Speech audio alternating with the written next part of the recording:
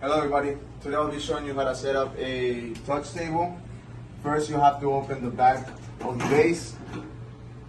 Once it's open, you have to locate 3 cables, which will be the power for the screen, the touch, which will make it touch, which can also be a USB, and the HDMI.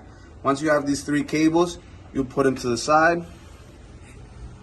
Then you go to the screen, locate where to plug those cables, which will be the touch, HDMI, and power. Once you have this, you take off the bottom 2 screws, put them to the side.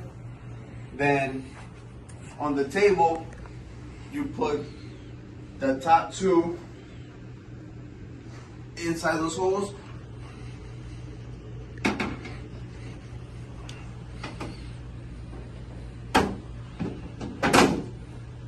Once you have this, you will put the 2 screws on the bottom, which are right here.